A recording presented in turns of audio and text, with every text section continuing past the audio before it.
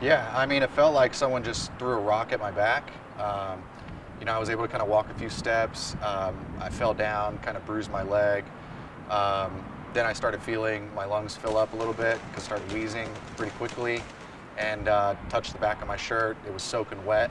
So I knew something, it wasn't just a rock, it was something serious. So you were at Buford's. I was on the street. You were on the street. Yeah, so just walk me through kind of Sure. what happened. So my friends and I were at Green Light, which is a bar down the street. They were leaving. I was waiting for my Uber. Went towards Buford's to kind of sit down over there, and then as I got my Uber, started walking west towards North Lamar, kind of away from the crowd. Did start hearing some shots, and obviously took off running. Got hit with one after maybe another block down West 6th Street from the back, and fell down. Immediately called 911. Didn't know if I should get up and run or just kind of stay there. So I was chatting with them for about a few minutes. The shots kept ringing out, and I made a decision to just get up and book it, start running. So was able to get out of that area. So obviously I have never been shot before. I Yeah. don't know if you have, but No. I mean, for someone who that hasn't happened to, kind of walk me through that feeling when it first happened, how For you sure. were feeling in those minutes. Yeah, I mean, it felt like someone just threw a rock at my back. I was able to kind of walk a few steps. I fell down, kind of bruised my leg. Then I started feeling my lungs fill up a little bit because I started wheezing pretty quickly, and touched the back of my shirt. It was soaking wet. So I knew something, it wasn't just a rock, it was something serious. Got up, I think the adrenaline was pumping, decided to, instead of wait there, go find somewhere else. I was by myself, so I didn't really have anyone to talk to other than the 911 operator, and made it out all the way to North Lamar, where I was hoping to flag somebody down or have some assistance there, where it might be actually easier to get an ambulance to me rather than through all the chaos. Right.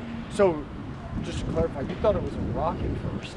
It felt like a rock, but obviously with the sounds and the continued shots, obviously, realizations, kept in, and I was like, this is not just a one-off shooting. This is something more serious. When did, you said the adrenaline's pumping, you're just trying to focus on getting to someone. When did it all really sink in for you about what happened to you that night?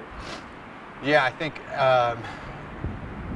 as soon as I got up and I felt the back of my shirt soaking wet, and I saw my hand covered in blood, I knew, I was in trouble. So I was able to run all the way to North Lamar, and there was a bystander there that had a couple shopping bags. I asked her if she had, any cloths or anything that could help, put pressure on the wound, because I couldn't really do it myself.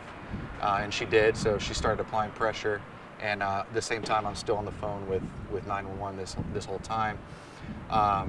It's taken a few minutes. I understand, they're trying to coordinate all the help everywhere they can. Finally, eventually, someone else ran out from the area we were at, and kind of begged him to see if he had a car.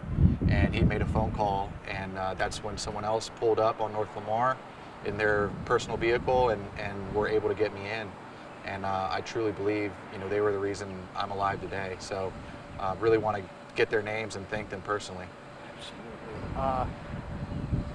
How, kind of reflecting on everything that happened. Yeah. What's going through your mind when you look back at that situation and still being here today?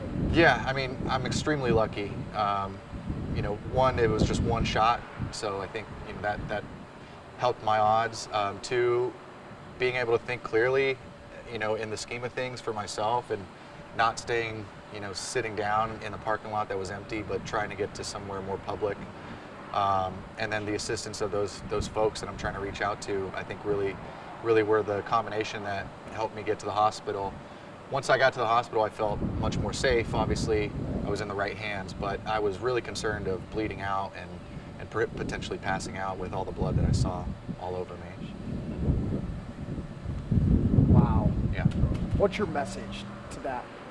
How many people was it that helped you? How many people took you to the hospital? It was 3 people total, and I asked for their names when I got there, hoping to connect with them eventually. I just want to say thank you.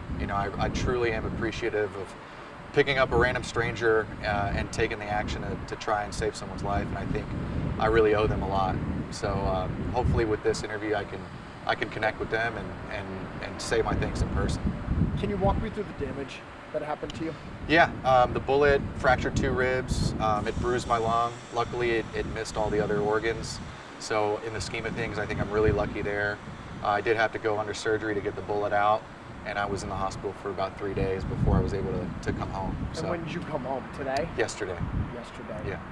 Was there ever a thought in the back of your mind that could have been it?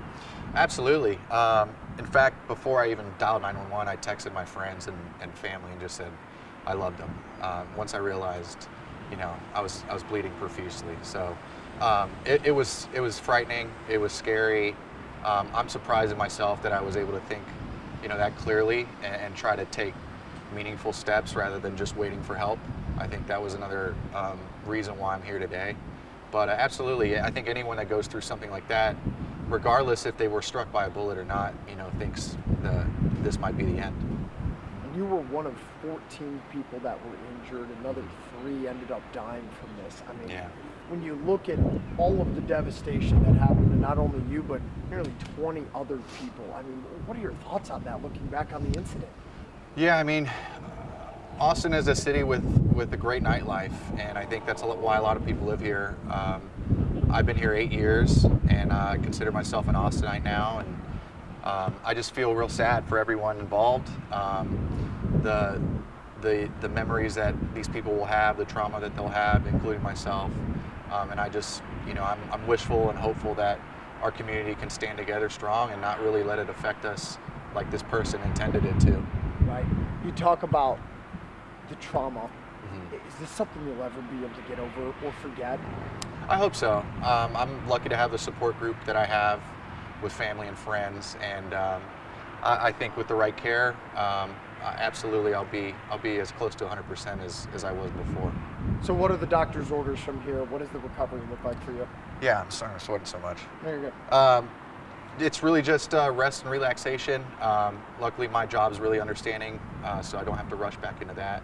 But it's really just gaining strength in my lungs, growing that lung capacity, and thankful I'm able to walk already. But we'll see. I have a follow-up appointment in about a week, and we'll get some other news from there. Sure. George, is there anything I didn't ask you want to mention? No, just I want to thank all the first responders, all the people there, all the bartenders and bars that were letting people in, and anyone that helped anyone in that situation. God bless them, and I hope that they're able to heal in whatever way they need to heal. Absolutely. Thank you for watching. Please hit the subscribe button and get the latest news by downloading the CBS Austin News app.